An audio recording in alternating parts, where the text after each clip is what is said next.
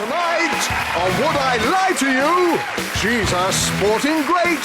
It's Gabby Logan. He's David's mate. It's Robert Webb. And their team captain, Lee Mack. And facing them tonight, he's the joker in the pack. It's Brydon. He's a Channel 4 hack. It's Krishnan Guru-Murthy. And their team captain, David Mitchell. But first, please try to convey a convincing impression of complete spontaneity in appreciation of your host, Angus Deaton.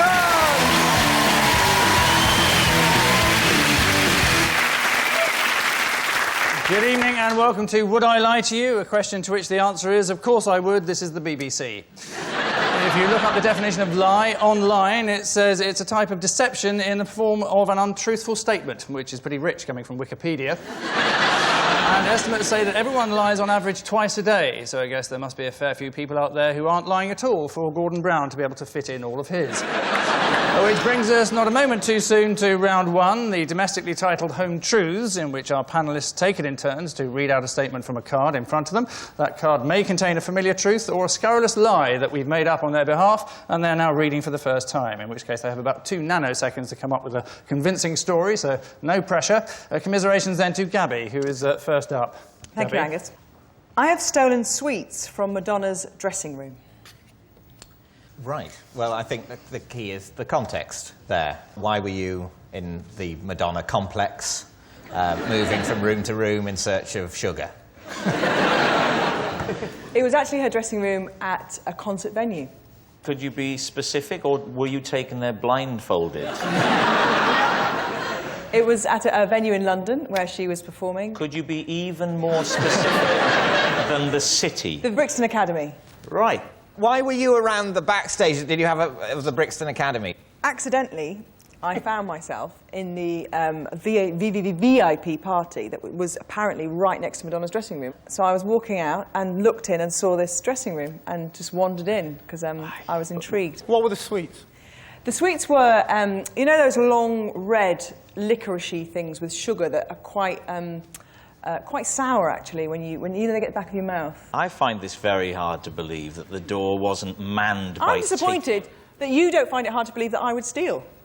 No, I accept that straight away. I can't imagine...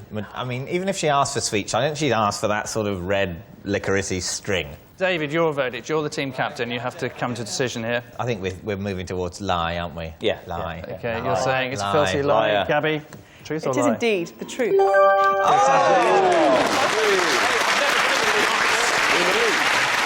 It is true, Gabby did steal sweets from Madonna's dressing room. Seems only fair. Madonna helped herself to a child from Malawi. Rob, your home truth, if you would. Right. I once simultaneously worked as both the DJ and the newsreader on local radio, using a different accent for each job. I really hope this is true. What were the 2 accents? When I was a DJ, I used to... I was younger, so I had kind of a higher voice, and I used to kind of talk a little bit like that and say, thanks very much. The newsreader, I would talk a bit more like that. So that's not the accent, that's just the tone. That's the tone, yeah, the pitch. Well, if you'd let me finish. I had a slightly Welsh tone to the newsreader, because I am Welsh, and I would sort of give it more of a sort of Anthony Hopkins, sort of, in other news coming in at the moment, there's been a horrific pile-up on the M4 motorway, ambulances are on their way there right now. I would just do it more slowly, give it a slight more Welsh lilt. Did you ever have any banter between yourselves? No, I never did, no. What was the station again? BBC Radio Wales. Was this a time of great cutbacks at BBC Radio Wales? Why couldn't they It's always a time afford... of great cutbacks at Radio Wales. They couldn't afford a newsreader. Are they very expensive, Krishnan? Newsreaders? I mean... I love the idea of Krishnan doing that on television as well, just getting a wig on and running over to the weather. The first time it happened was sort of accident. It was when the newsreader didn't come in. It was a very early show. It was the 6:30 in the morning to 7:30. And the newsreader, one time, when there was snow, didn't come. And they said, will you read the news? And I did it for a laugh, did it in a different voice after the jingle, which is not what they were saying, and then just kind of stuck with it. Did you read the sport? No, there was a sports guy called David Cartwright. Interesting they didn't give him the news job. We've already established, Gabby, that you are little better than a thief. So, for you to sit there taking the moral high ground when I stepped in to save a colleague who'd got stuck and couldn't make it in, frankly, is a bit rich. And I expect more support from a team captain than I'm getting at the moment. I'm getting nothing from this fella who's sitting here reading my thoughts, going, I wonder what he's thinking right now. I can't imagine. Where are you, big fella? Because frankly, David, now would be a good time to join in.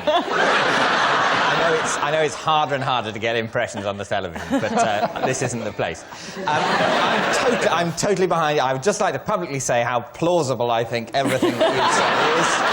It's exactly what I'd have done in your position. You know. So, Lee, you're going to have to come to a decision of some sort. I thought that was an assured performance, and I wish it were true, but I don't think it's true because that would be silly. Yeah. What do you think, Gabby? I think it's a lie. Robert, you I saying? think it's a lie. OK, we think that's a lie. They're saying a lie. They are saying it's a lie, so fact, the truth, please. It's a lie. It is a lie, well done. Well deduced. It is a lie. Rob did not simultaneously work as the DJ and the newsreader on local radio. To be a local radio DJ, you have to have enthusiasm, poise, and the belief in your heart of hearts that Slough actually matters. Next up, it's Robert's turn to astonish us. My nickname at school was Mr. Custard. David, your initial response. Why were you called Mr. Custard? Can I just check? You two didn't go to school together, did you? No, it's not quite carry that on. sick. But it happened because of this. Because I was very sick once on some custard because I was at school. On some custard? On some custard. Right. Well, the custard made me sick, but there was some custard left, so I suppose, yes, David, I was sick on some custard. You were sick custard on custard? Yes, exactly. Right. Custard he mixed... sees custard, he sicks custard on it. That was the thing. That was the Mr. system. Custard. That was He'll the system. custardise any custard. How old were you? I was 9-ish. Oh. Yeah. Right. How long did it stick? How long did it stick? Yes, the nickname. Oh. It was relatively every easy. person in this room thought you meant the custard. Everybody.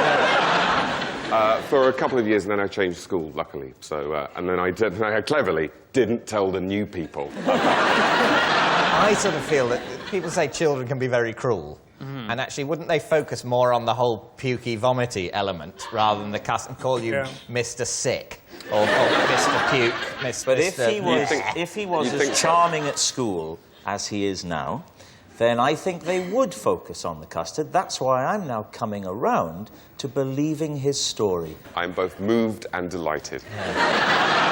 I'm kind of with you on that it's not quite cruel enough as a nickname. So therefore, you're thinking... therefore, I'm thinking lie. I would go with that. I'll go with the consensus and say lie. OK, team captain is saying it's a lie, so, Robert, time to confess. It's a lie. It is a lie, well done. Very close, very close. And so we descend lead balloon-like into round 2, the Ring of Truth, where I read out some extraordinary celebrity facts, and the panellists' mission, should they choose to accept it, is to establish the truth or otherwise of that fact. Lee's team have these words of wisdom to enjoy. Some games magnificent, some other not so good, and you know, omelets, eggs. You haven't got any eggs at the moment. No eggs, no omelets. And depends of the quality of the eggs. In the supermarket you have eggs class 1, class 2, class 3. And some are more expensive than others, and some give you better omelets. So when the class 1 eggs, you know, are in Waitrose and you cannot go there, you have a problem.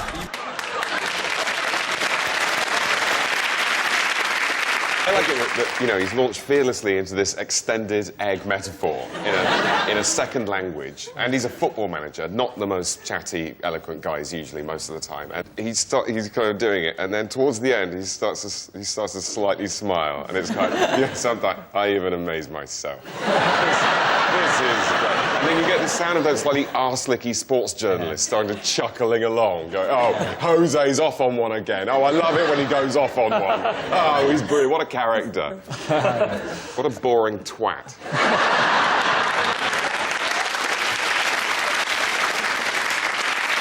OK, here is the related fact, then. Jose Mourinho is about to release his own range of air fresheners. The tagline for the advert is that Jose's filling your home with the sweet smell of success. And the fragrances include something called Scent Off and the special one. Sent Off, they've obviously put a lot of effort into the pun there. Yes. And the second one, they've just said special one. The third one's probably stinks like a Norwegian forest. Let's go for a pint. Beckham has his own fragrance, and Sven had his own pasta sauce. Body fragrance, isn't it, Beckham? Yeah, Alex Ferguson drinks toilet duck. Possible. Anything's possible in this game. So, Lee, any idea? Oh, you're the football expert on this particular panel, so what do you think?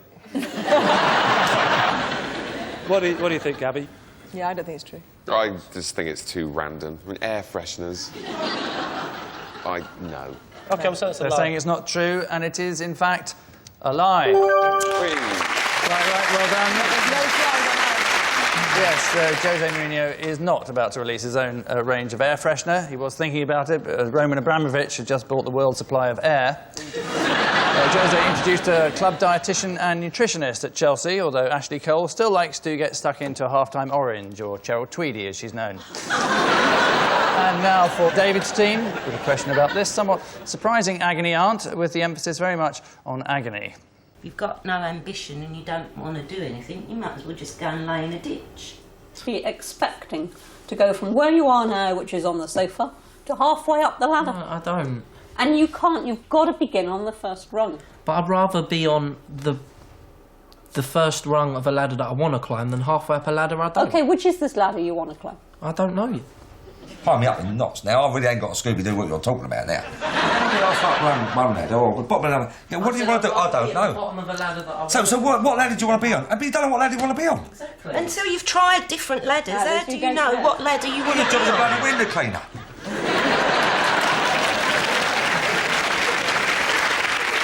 The slight flaw in that programme is the message that if you work really hard, you can end up like an insane woman with lopsided tits and a crash helmet hairdo.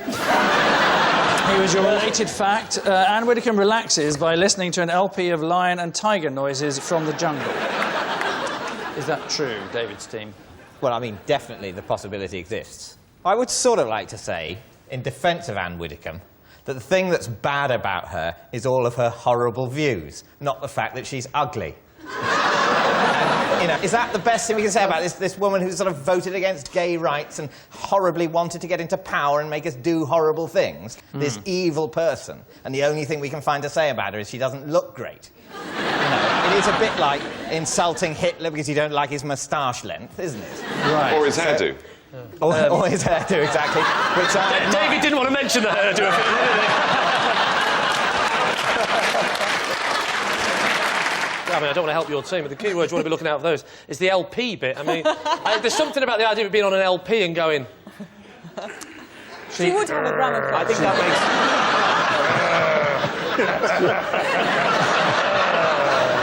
I think this is undoubtedly true. Are you going to overrule your teammates? I'm not going to. I have them? absolutely no idea. Right. And Rob seems confident. I think it's a lie. I think it's a lie. You said Your current view?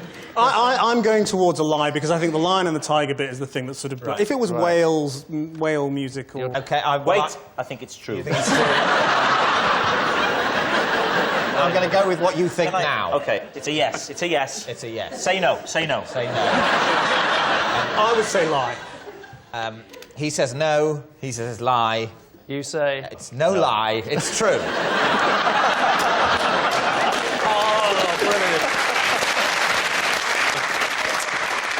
Which is the right answer?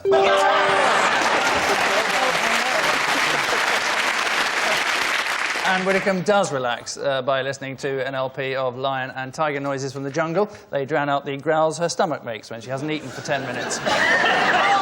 There's nothing like hearing the sound of lions' jaws crushing the skull of a screaming wildebeest to send you nodding off. And on track 5, side 2, she feeds them an asylum seeker. Which means at the end of this round, well, neither team has the comfort of a lead, both tied together on 3 points.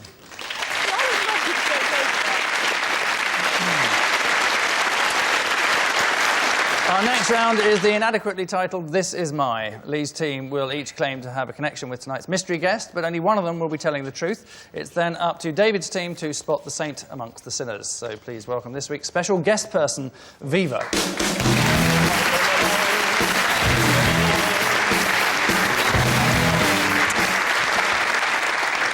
So, Robert, what's Viva to you? This is Viva. She is my ex-girlfriend. She dumped me when I got her for Christmas a torch. Gabby, perhaps you'd like to explain how you know Viva. Yeah, this is Viva. She was my arch rival in rhythmic gymnastics. And finally, Lee, your relationship with Viva. This is Viva. She tried to teach me to swim when I was 30, but it didn't work. So there you are. A former partner to Robert, a rival gymnast to Gabby, or Lee's unsuccessful swimming coach. Who do you want to start with? What are rhythmic gymnastics? Rhythmic gymnasts use ribbons, hoops, balls, clubs, ropes. So not proper gymnastics, then? It's a form of gymnastics which has its own beauty. And at what level did you compete? We competed at international level. And you're still friends with her now? Yeah, we know each other, yeah. When did you last see her? Oh, a few months ago. Where? Just around the corner. Where? Just... What, in the street? Where? Just in Where? In London. Where? At a gym? Where? Sorry, I've got this. Where in London? Where in London did you see her? I saw her in a restaurant in West London. Which restaurant? She's lying. Next.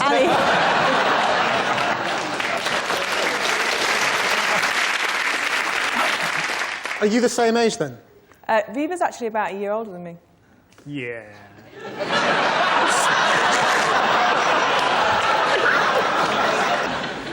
And if you're friends with her, you would know when she's due, because...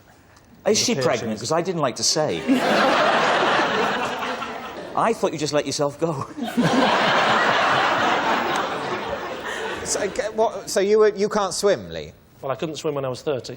I mean, how old are you now? I'm 39. 39. Well, I think you can say if she's been trying to teach you to swim for 9 years. No, and you she still hasn't been can't. trying to teach me to swim for 9 years. She tried to teach me to swim when I was 30, and she failed. Where did you have your lessons? In my hometown, Southport. I reckon he's lived in London for more than 9 years. He wouldn't have been in Southport 9 years ago, so he How do you know how long I've lived in London? Because, of course, you've been on the circuit. You've been around for a long time. Believe it or not, you can live up north and still be on the telly. No, you can't. No, you can't. No, you can't. We've got this thing that's just come up north called The Car, and it's brilliant! Why at age 30, what was it that made you think, I really ought to learn to swim? It's a good question, and I can answer that very simply. I moved to Brighton, and I lived in a flat that overlooked the sea. So hang on, so you moved to Brighton and you travelled to Southport to have your swimming lessons? Thank you, sir! You're done! You're done! Oh, Krishnan, good stuff. You should be on the bill. Now, when you're finished, can I continue the story? Yes. I don't think there's any point. At the age of 30, I moved to Brighton, and I looked at the sea, and I thought, oh my God, I'm terrified of the water. I'm moving back to Southport. Why don't you join Gabby in Liar's Corner? Rob, when did you go out with... This was in 1991, in between my school and university. What kind of torch was it? Quite a cheap one. We met at Gateway Supermarket, which was my after-school job. She was putting out a display of cheap plastic torches, and you thought, I thought it would be a funny joke to give her that for Christmas, and it didn't go down as well as I'd hoped. And who dumped who? Viva dumped me. It was partly to do with the torch. Also, it might have been something to do with the fact that I didn't go up to her 18th birthday party because I hated all her friends. Why did you hate all her friends? they were boorish and irritating.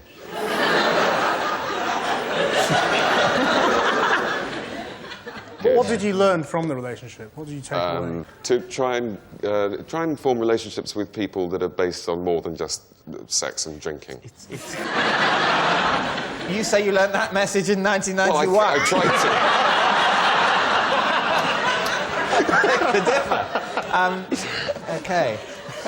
It's definitely Robert, because of the way that Viva is reacting when Robert is speaking. She's kind of going, oh, that idiot. So I think Robert is telling the truth. Can I also say that for a pregnant woman, those boots are ill-advised. You say... Hey, you need back support, my love. You're making problems but she was for a later gymnast, you see, so she's got very good core strength. Gabby, she's a swimming teacher. I think you'll find actually that she's not pregnant, it's a buoyancy aid.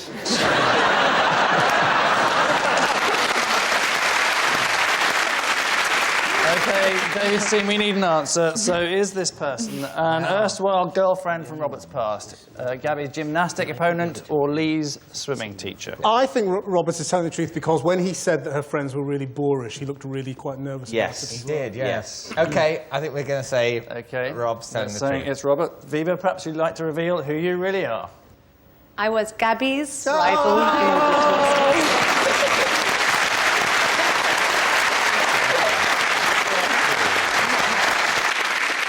So, ladies and gentlemen, congratulations to Viva, and thank you very much indeed.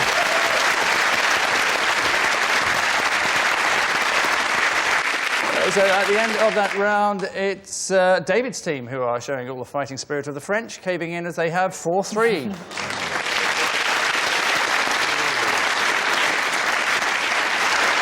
And so we come now happily to our final round. More disturbing insights from our panellists, who yet again have no idea what's written on the card they're about to read.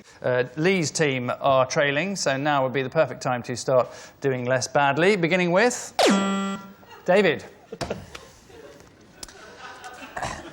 I believe disaster will occur if I don't adhere to my special alarm clock system. What is this alarm clock system? Well, the system is that I have 2 alarm clocks, one that plugs in and one on my phone, and I set them both at the same time because historically I used to be quite a deep sleeper and it was difficult to wake up. One will usually go off first, even though they're for the same time because the clocks are independent, and I have to turn the other one off before it goes. What kind of disasters do you imagine will occur? Well, I imagine I might die, basically. I imagine I might discover I've got a terminal disease, or I imagine whatever thing I'm most worried about. Are you following this? 'Cause I'm totally confused. You've got 2 alarm clocks. Yeah, one of them is plugged in, one of them's on your phone, and the explanation for why do you do this is because I think I might get a terminal illness. Is there a big bit that I've missed out? Yes, there is. All the words I said in between those parts of the story. That's what you've missed out. Right. Yeah. So, Lee, do you think there's any truth in this? I think we have to rely on Robert's knowledge of David for this. I think it's true. Yeah, you do? Yes. I've spent many years watching David try to leave the house without unlocking and locking and unlocking and locking the door 7 or 8 times, and so I believe he would have a system for waking up. You are team captain. Definitely true, definitely true. OK, we'll go with true. You're saying it's true. OK, David, reveal all. It is, in fact, true.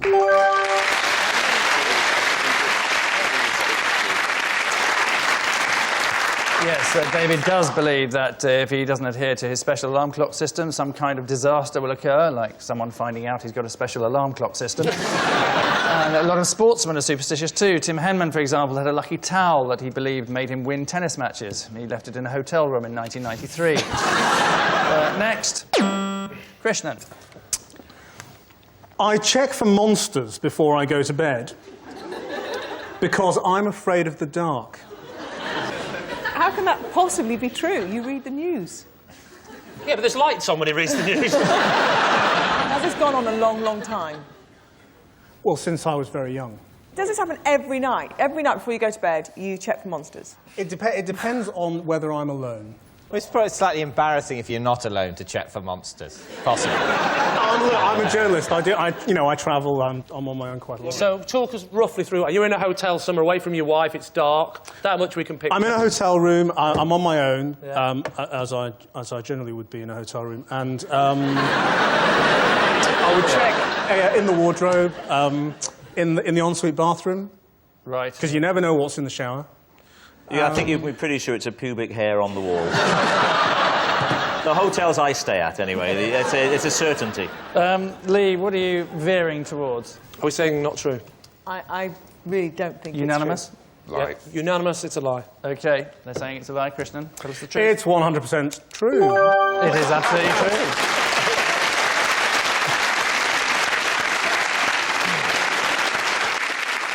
Next, Rob. You're on. I was voted the 47th sexiest man in Wales. Who was the 48th? I think was John Humphreys, the guy who reads. Who made this part? Who was it? Wales has its own newspaper called the Western Mail. Have we asked him which year this was? Oh, yeah, which year was it? It was clearly not in the last 10. It was about... Listen to you, George Clooney. I could take that coming from Robert, who has a certain earthy charm. Right, thank but you. from a rejected Chuckle Brother, it's a bit rich.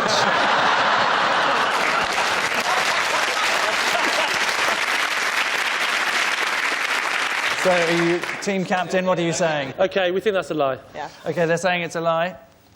Is it the truth or a lie? It's true. It's absolutely true. Yep, it's true. Rob was voted the 47th sexiest man in Wales and would have finished even higher if he hadn't got cramp in his dialing finger. Next, Robert. I was voted the 88th sexiest man in the world. By who? But it was the readers of some women's magazine. Which Blind and Wretched. You would know. It was new look or new woman. Where did David finish? I'm not so very sure David was on that Not listed, list. unfortunately. Generally, Robert is considered the better looking one of your outfit. But if it were me, can I say this, not in a gay way, but I think that you are easier on the eye than him. I think there's something very pleasing, and you may notice I've been looking at you a lot. Not in a gay way, but I just think he looks lovely. I feel a bit weird about this. But, you know, thanks. Rob, Anyway, if we could drag you back to the poll. I think it's true. Robert, the answer? It is true. It is true.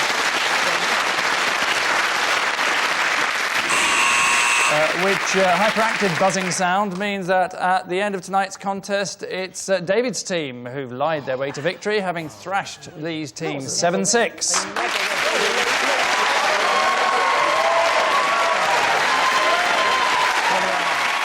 So, cheers and applause to our winners, jeers and derision to our losers. We leave you with the thought that, according to Winston Churchill, a lie gets halfway around the world before the truth has a chance to get its pants on, which suggests that while lies may travel faster, truth has been having a lot more fun. Good night.